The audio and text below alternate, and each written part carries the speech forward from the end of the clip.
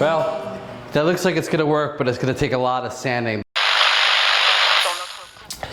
So I think I need to give you a little bit of a better explanation of what just happened there. So after I put the wood filler down, I had to kind of work fast to get it sanded up because the sander was due back. However, the batteries on this thing started to die. So I lost a little bit of my explanation. So here's what happened. There were a few areas where the filler collected and it didn't look good. This happened mostly around the edges of the wood where one piece joined up against the next. So I had to take the palm sander, go panel to panel, and sand those pieces out. Now this worked great, cleaned up the wood, and what you're about to see next is the steps going forward. So what I'm going to do here is I'm going to show you how to clean the wood, clean up the dust on the filler, and get this project stained. So once I'm done vacuuming the whole area really well, the next step is to use some mineral spirits and just wipe everything down. This is going to help get any kind of gunk or oil off the flooring that might still be there. To do this, just put some mineral spirits on top of a rag and simply wipe over the whole flooring surface. Now I'm doing this in a small section of the hardwood floor to show you the detail. This is inside of an actual closet, but when I actually do the whole floor, I'll show it the whole thing going on, but I'll have to work fast so there'll be less time to comment.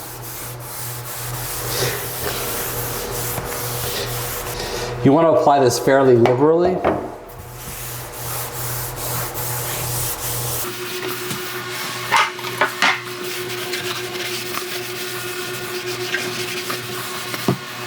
This will get the filler out of the places I don't want it and make the surface look really nice once I'm done.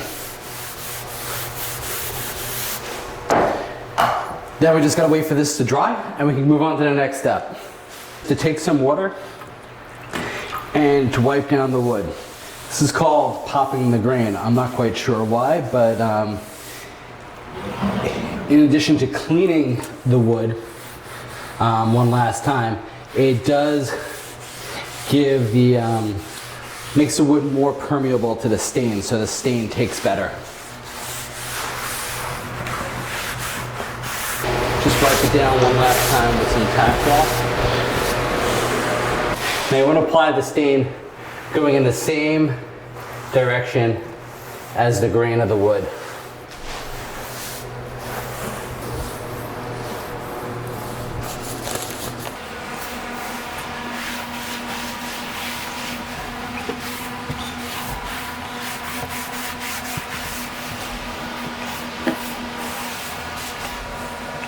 When the time's up, take some rags and aggressively wipe off the extra stain.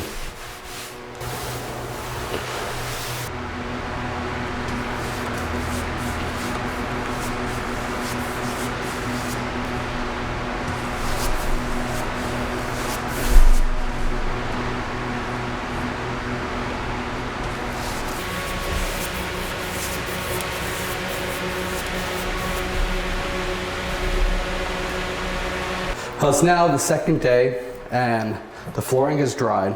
So before applying the second coat, I'm going to do a quick sanding with 400 grit sandpaper. And the reason I'm doing this is it knocks down any kind of small bubbles and inconsistency in the polyurethane. Now this does get a little scary because as you'll see as I do this, our brand new shiny floors suddenly start to become really cloudy. Now you want to sand with the grain and go over the entire surface lightly. You don't need to apply much pressure to knock it down. Once you're done sanding, you can see it's kind of a cloudy mess, but it does have this fine dust on it. You can solve that problem by wiping it down quickly with mineral spirits. Now I'm using mineral spirits. This may or may not be the best way to do it, but it has two effects. One, it does clean up the surface, and this polyurethane is a little sticky to work with. So having a little bit of this down kind of thins it as it slides on. This surface is now pretty clean, so I'm going to apply the polyurethane. But if you had any kind of leftover lint or anything from the rag you were using when you wiped it down, you can just use a tack cloth to pick that stuff up.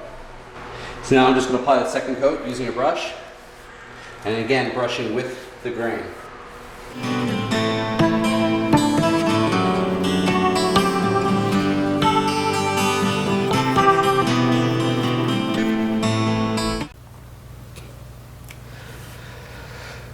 Well, no, I'm not dead, but this project has me a little flipped upside down.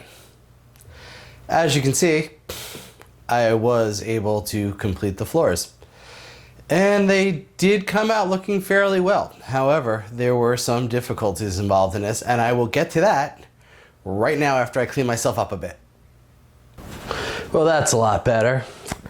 So, a little bit more of a sneak preview of what the whole nursery looks like, but that's not what we're talking about today. Today we're talking about how the finishing of these floors went.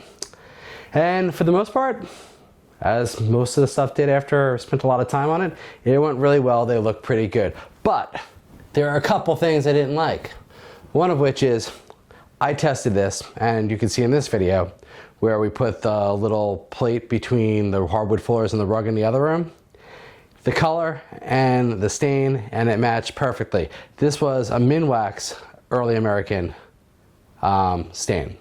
Now, when I went to go pick it up, that particular brand was no longer carried by the box store. And they said to me, nope, you know what? This is the same stuff, just different name, you can use it.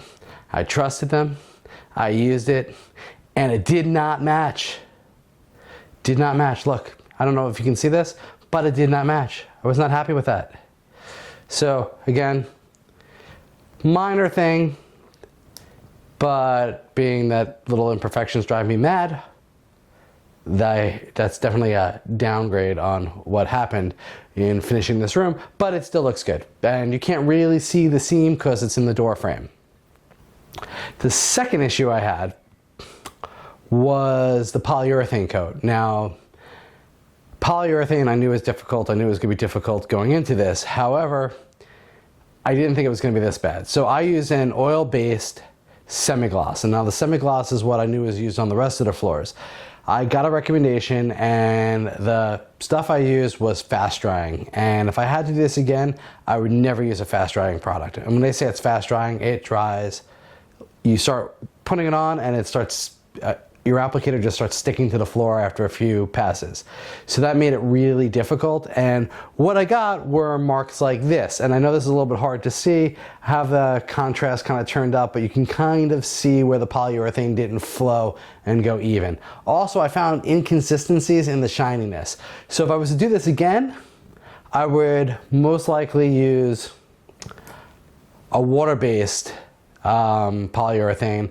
I've heard that flows a lot better and gives you a much better coating. Also, I might not use a semi-gloss. I'll probably next time go with a satin to kind of get a matte finish and more of a wood look. I do like the semi-gloss, but I don't like the inconsistency of the glossiness and the texture. And some of that happens because of the texture of the wood and how it holds the poly in different spaces.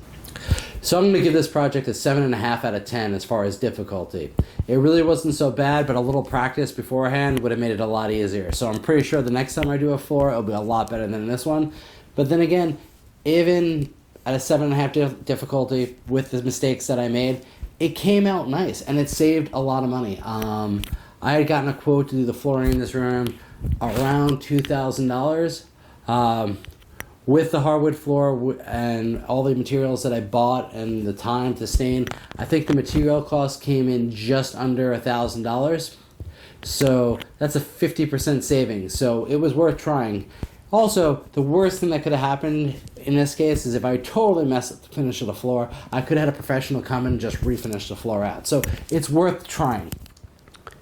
Our next video is going to be the full reveal of this nursery. There's still a couple things to do, some decorating, hanging up some pictures, etc. But once that's done, we'll definitely make a cool video and we'll post that. So if you like this video and want to see more, please subscribe to the channel or at least give us a like. And thank you for watching, and we hope to see you again soon.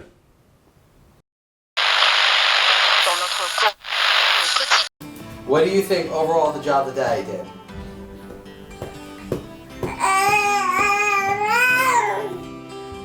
Yes, I guess hardwood floors are nice, but for babies we should have carpets, right? So do you want to show everyone around your room a little bit?